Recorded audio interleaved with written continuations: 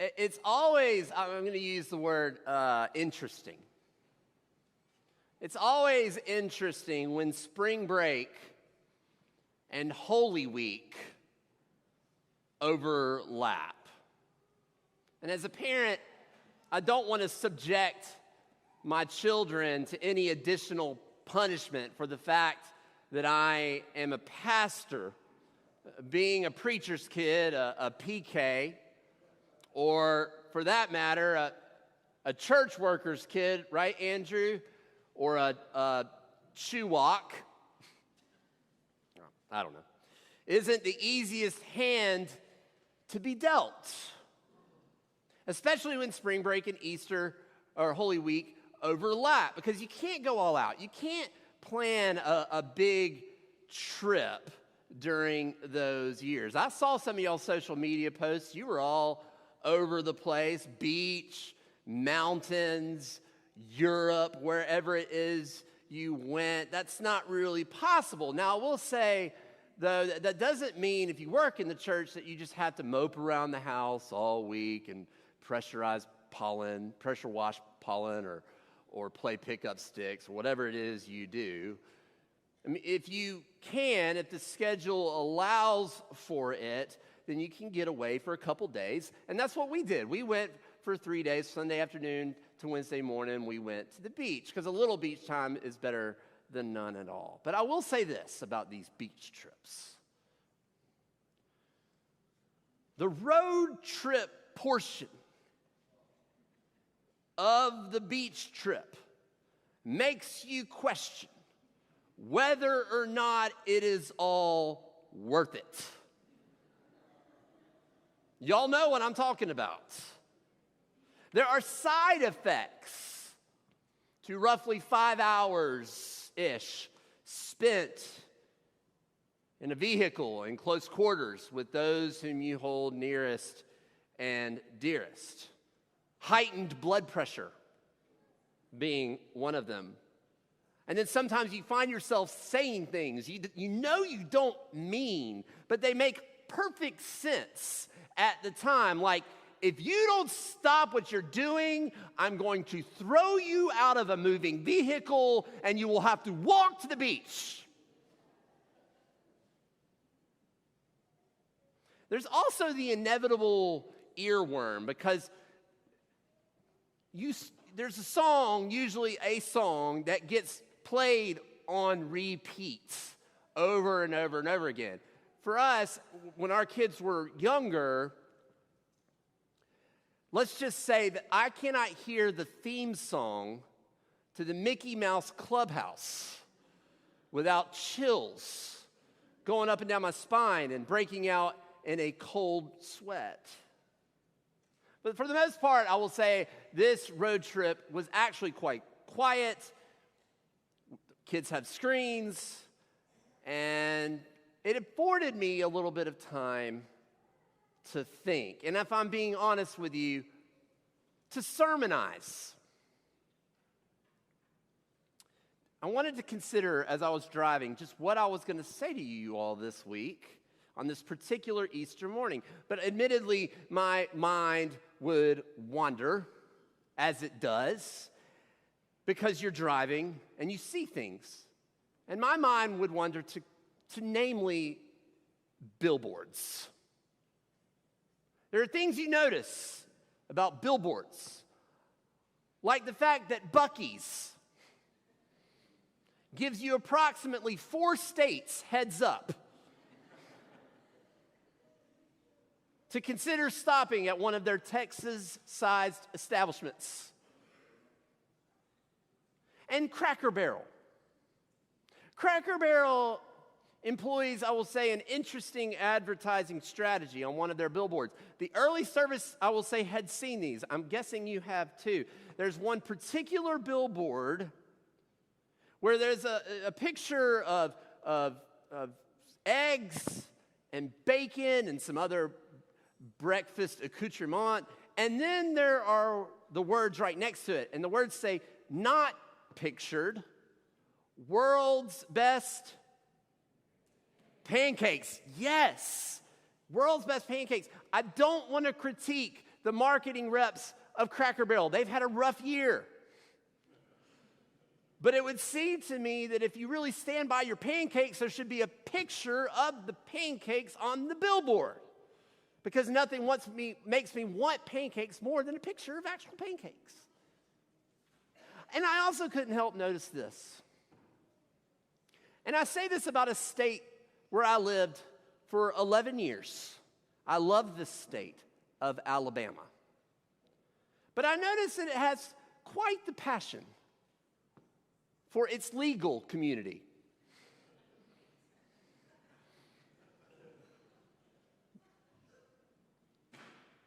When you drive through Alabama, especially when you get to Montgomery or Birmingham, one after the other, after the other, after the other, pictures of prosecutors, of lawyers. And sometimes they're very smiley, which is kind of awkward. And then other times they have their arms folded like this, like they're already mad at you or the person who offended you. And then there's the one that you see, especially in Birmingham, though I have noticed it has made its way into our state. It simply just says, "Call me, Alabama." Alexander Shannara. Y'all know, probably have seen it before. The ones that really get me, though, are the billboards that push neither pancakes nor prosecutors, but rather philosophy and theology, quite overtly, and I would say quite aggressively. There are those, maybe you've seen these before, the billboards that are just black with white lettering. And they have these little pithy little quotes that are apparently ascribed to God. And they're usually kind of clever, but they're really kind of cheesy dad joke-esque. One of them is like, "Well, you did ask for a sign, God," or "Let's meet at my house on Sunday before the game, God," or "One nation under me, God." There's also one where there's a finger just pointing at you like this, and it looks angry. And it says in big, bold lettering right next to it, "Who needs Jesus? You do." And there are also those that say, they don't draw upon the lost art of subtlety. Like, "Life is short, eternity isn't." Or, "If you die tonight, heaven or hell." And my personal favorite, the one with the EKG that's moving slowly towards this flat line with large red lettering adjacent and the words, "After you die, you will meet God." Fantastic. And it leaves me with questions, these billboards. Like, does anyone ever actually pull over on the side of the road because they're so overcome and moved by the poignancy and poetry of these words and actually dial 1-855-4-TRUTH? And exactly what kind of money are people sinking into these billboards? Because though life may be short, these billboards endure for eternity. And perhaps more pressingly, precisely what is the expression of God that is being depicted here on the expressway? Because it seems to me that billboard theology is often replete with images of a vengeful, wrathful, and hateful God. And I, for one, am forced to wonder if these depictions are in all actuality more reflective of those creating said billboards than the God they are attempting to describe. I mean, think about it for just a second. If the God of the billboard was in the Easter story, then things would have looked very differently. And clearly, God had every reason for divine anger and vengeance and wrath. Jesus had been betrayed by his closest friends, denied by his closest friends into the hands of his enemies. And not to mention, he had been tortured for no good reason other than the fact that the people who did the torturing didn't know what to do with him. He had every reason to hold a vendetta. He had every reason to go full Rambo upon the people and all the world after exiting the tomb. He had every reason to unleash his wrath while screaming with bloodlust, "Who needs Jesus? You do, and you do, and you do." In fact, I actually have seen a billboard suggesting a very similar kind of scene with a Jesus who had clearly been hitting up Planet Fitness. His biceps the size of a tractor trailer, and the wording inscribed right next to him, and I quote, "You may have drawn first blood," Rambo reference, "but don't worry, I'll be back." I'm not making that up. And it makes me think, who's coming up with these billboards? And what Bible are they reading?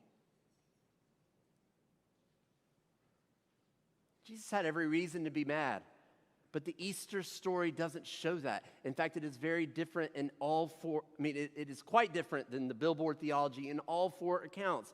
He doesn't meet people with anger. He doesn't meet people with vitriol. He doesn't meet people with this thirst for revenge. He doesn't threaten them with brimstone or shame them for their denials and betrayals. What he does instead is he greets them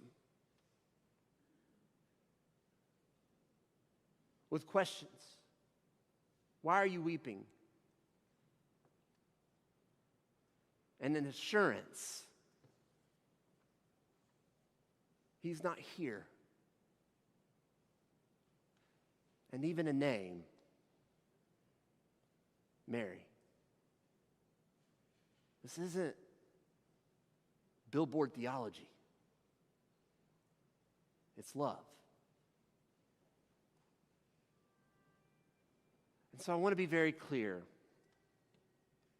I want to be very clear on this Easter Sunday morning. The glory of Easter isn't only about what happened. And yes, that is central. But it's also about what didn't happen. And what didn't happen was this: we didn't get what we deserved. Because instead of a mercenary, we received mercy. And instead of cruelty, we received compassion. And instead of a grudge, we received grace. And instead of death, we received life. And I say this to you this Sunday morning because I know that there are some of you who are sitting in the pews this day, or those of you who are at home listening or watching. I know that there are those of you who have been on the receiving end of some billboard-like theology, depicting a God who seemingly only longs for blood and vengeance. But I'm going to tell you that that is not the God of this story. And there are those of you who have been told that there is not a place for you here, that there is not a place for you in the church, or if it's not for you, that there's not a place for someone that you hold near and dear. And I'm here to tell you that is billboard theology, but that is not Christ-like theology, and that is not the Christ of the Gospels. And there are those of you who have been told that the good news of Easter is only reserved for some, but it's not reserved for everyone. It may not even be reserved for you. And there are those of you who have been told that there may even be a special place reserved for you. And I am here to tell you that that is not the good news of this story. Because you see, Easter is not a billboard, but it is a sign that nothing in life or in death, nothing we've done, nothing we've left undone, nothing at all, y'all, can ever separate us from the love of God. Not a crucifixion, not a death, not a stone, and nothing that might be portrayed as you're driving down the road.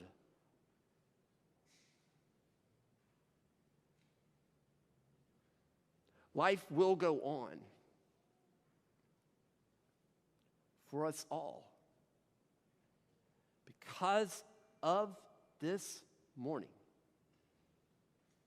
And we are all loved far more than we could possibly imagine.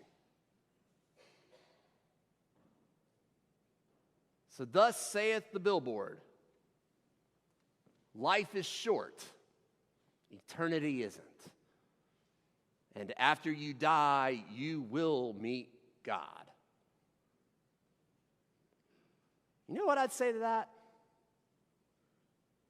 Good. I'm looking forward to it.